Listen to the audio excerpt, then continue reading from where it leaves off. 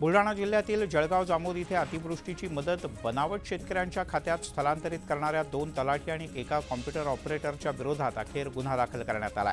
News 18 लोकमतनं हे सगळं प्रकरण लावून धरल्यानंतर तहसील प्रशासनाकडून या प्रकरणाची गंभीरतेने दखल घेत कारवाई करण्यात आली।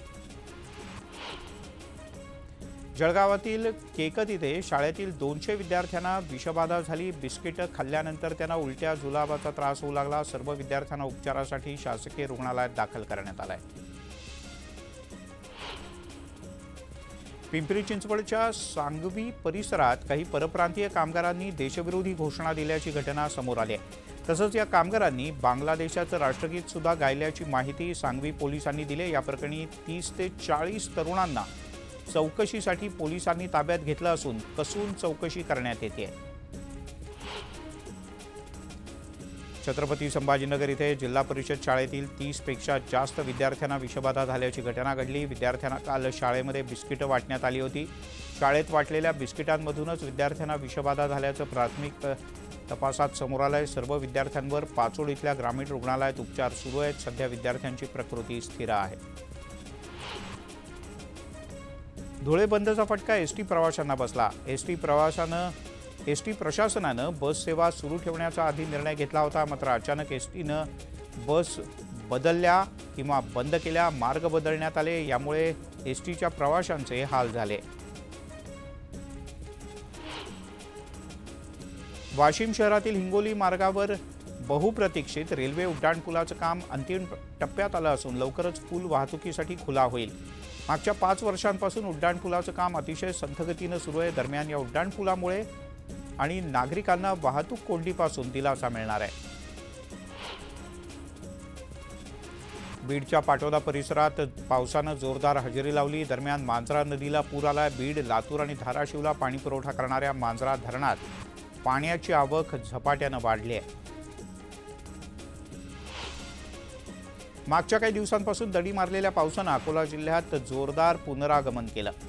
अकोट तालुक्यातील काही भागांमध्ये ढगफुटी सदृश पाऊस झाला, त्यामुळे नदी नाले तुडुंब भरून वाहू लागले। तर मोहोळ गावातील अनेकांच्या घरात पावसाचं पाणी शिरल्यानं ग्रामस्थांचे मात्र काहीसे हाल झाले।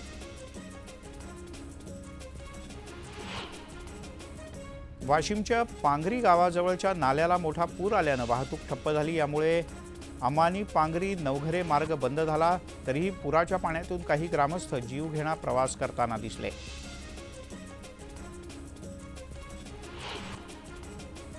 वाशिमच्या कामरगाव, वनोजा, शिरपूर, अडोळी, सिरोड या भागात पावसानं दमदार हजेरी लावली। मुसळधार पावसामुळे अनेक प्रकल्पातील पाणी पातळी वाढण्यास सुरुवात झाली, मात्र सखल भागात पाणी साचल्यानं नागरिकांची मात्र गैरसोय झाली। जालना जिल्ह्यामध्ये 15 दिवसांच्या विश्रांतीनंतर जोरदार पावसानं हजेरी लावली। या जोरदार पावसानं अनेक सखल भागात पाणी साचलं। 15 दिवसांनंतर झालेल्या पावसामुळे पिकांना मोठा फायदा होणार आहे। यामुळे शेतकऱ्यांना सुद्धा समाधान मिळालंय। पश्चिम विदर्भातील सगळ्यात मोठा समजला जाणारा वर्धा प्रकल्प सध्या इथे जलसाठ्यात मोठी वाढ होते, त्यामुळे स्थानिक समाधानी आहेत। धरणाचे दरवाजे उघडण्यात आले। धरणातून होणारा विसर्ग पाहण्यासाठी अमरावतीच नाही तर आसपासच्या जिल्ह्यातले नागरिक सुद्धा गर्दी करतात। शहापूर तालुक्यात भात पिकावर बगल्या रोगाचं सावट पसरलंय। शेंडवे गावातील पिकांचं नुकसान झालं असून कृषी विभागाचे अधिकारी मात्र सांगूनही दुर्लक्ष करत असल्यानं शेतकरी नाराज आहेत। शेतीचे पंचनामे करावेत अशी त्यांची मागणी आहे। नारपार योजनेसाठी चाळीसगाव तालुक्यातील शेतकरी आक्रमक झालेत। ही योजना गिरणा खोऱ्याच्या समृद्धीसाठी महत्त्वाची आहे, पण केंद्रीय जलशक्ती मंत्रालयानं हा प्रकल्प नाकारला। त्यामुळे चाळीसगाव तालुक्यातील शेतकऱ्यांनी प्रांताधिकारी कार्यालयावर मोर्चा काढला। बोदवड तालुक्यातील जामठी येथे पशुवैद्यकीय रुग्णालयात गेल्या 2 वर्षांपासून डॉक्टर उपलब्ध नाहीत। साथीचे आजार सुरू असताना या दवाखान्यात डॉक्टर नसल्यामुळे जनावरं दगावतात। यामुळे लवकरात लवकर डॉक्टरची नेमणूक करावी अशी ग्रामस्थांची मागणी आहे। उल्हासनगर शहराला पाणी पुरवठा करणारी जलवाहिनी फुटल्यानं लाखो लिटर पाण्याची नासाडी झाली। कॅम्प नंबर 5च्या दसरा मैदान परिसरातून ही जलवाहिनी जाते। आधी शहरातील अनेक भागात पाणी टंचाईचा प्रश्न मोठा आहे, त्यात जलवाहिनी फुटल्यानं नागरिकांच्या त्रासात भर पडली। दिवसभर कमी दाबानं पाणी पुरवठा सुरू आहे। पाऊस कमी झाल्यानं छत्रपती संभाजीनगरमधल्या हर्सुल तलावात फक्त 6 फूट पाणी शिल्लक आहे। ते पुढचे 2 महिने पुरेल। मात्र हर्सुल तलावाचं पाणी संपल्यानंतर जायकवाडीचं पाणी नागरिकांना द्यावं लागेल, त्यामुळे पाण्याचे टप्पे आणखीन वाढू शकतात असं पालिका प्रशासनाला वाटतंय। रामगिरी महाराजांच्या समर्थकांनी श्रीरामपूरमध्ये मोठा मोर्चा काढला। मुस्लिम समाजाच्या निषेधानंतर रामगिरी महाराजांचे समर्थक आज रस्त्यावर उतरले, तर खैरी गावासह पंचक्रोशीत ग्रामस्थ आक्रमक झालेत।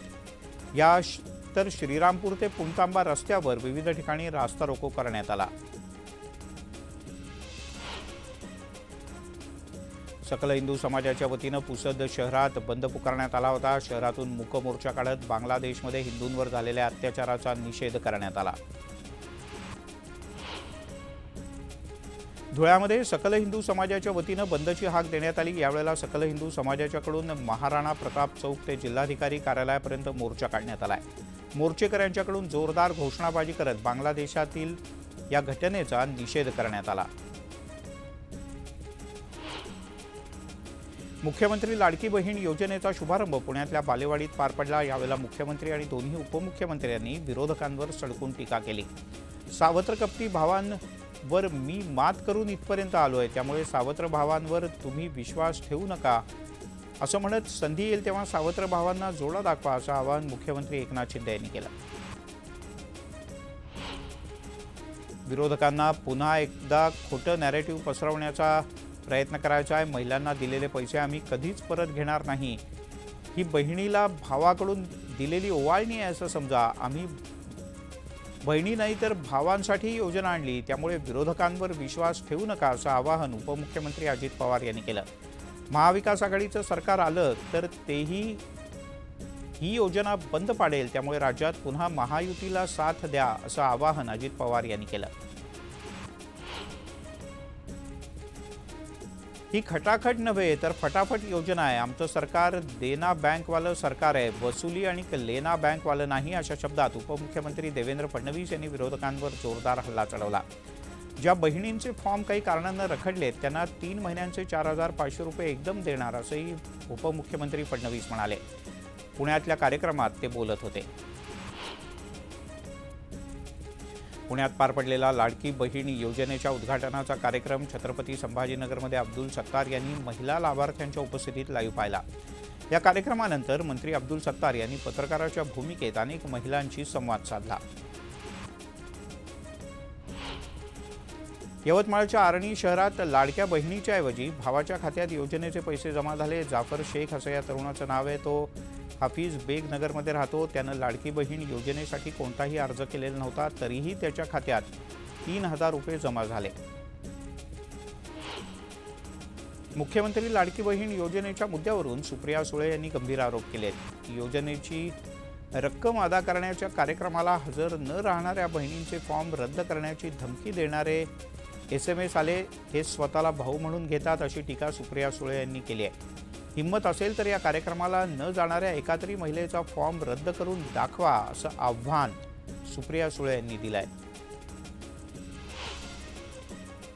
सुप्रिया सुळे यांना सकाळ दुपार संध्याकाळ फक्त लाडकी बहीण योजना दिसते। योजनेच्या यशामुळे त्यांच्या मनात धास्ती निर्माण झाली अशी प्रतिक्रिया ग्रामविकास मंत्री गिरीश महाजन यांनी दिली।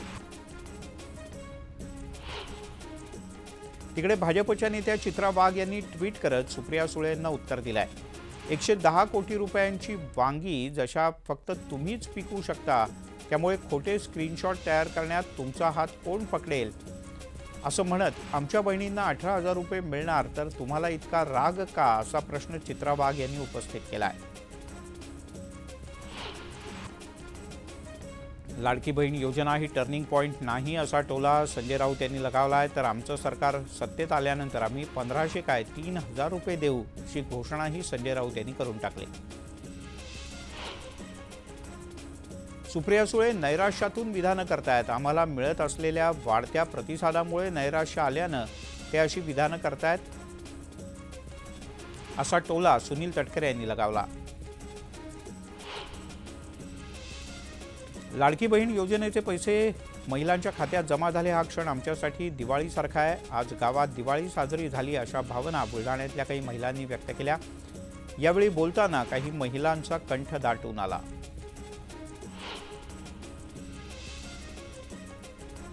चंद्रपुरात लाडकी बहीण योजनेच्या जिल्हास्तरीय अभियानाचा प्रारंभ झाला। या कार्यक्रमात पालकमंत्री सुधीर मुनगंटीवार आणि किशोर जोरगेवार यांनी हजेरी लावली होती। जिल्ह्यातील 2,81,000 महिलांना या योजनेचा लाभ मिळणार असून महिलांच्या खात्यात थेट पैसे जमा व्हायला सुरुवात झाली आहे।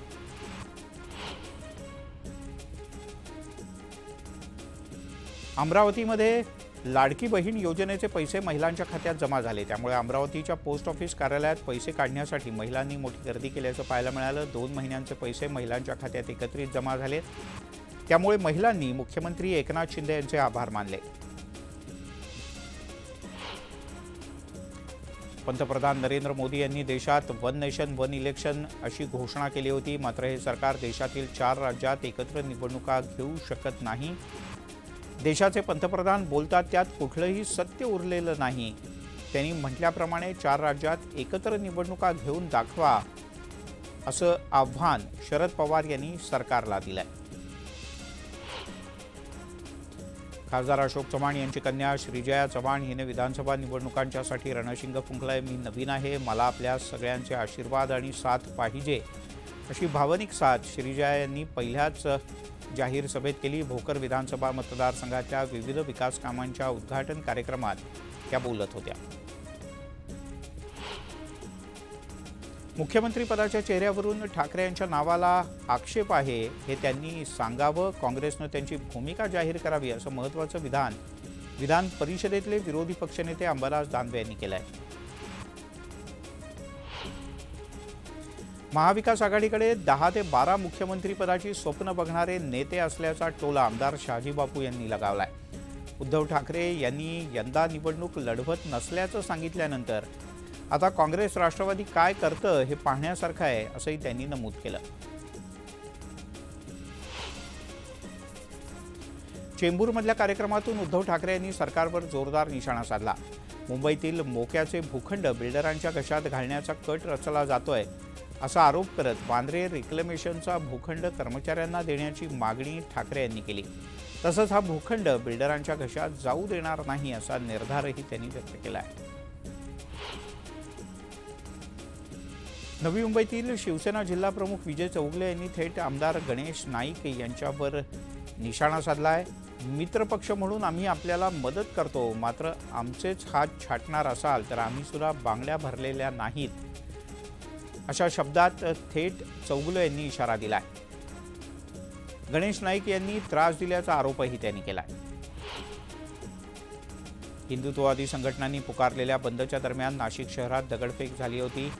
या घटनेनंतर आता शहरातली परिस्थिती पूर्णतः पूर्वपदावर आल्याचं पालकमंत्री दादा भुसे यांनी म्हटलंय। नाशिकमधल्या घटनेवरून पालकमंत्री दादा भुसे यांनी पोलीस अधिकाऱ्यांची एक तातडीची बैठक बोलावली होती। यानंतर हा निर्णय जाहीर करण्यात आला।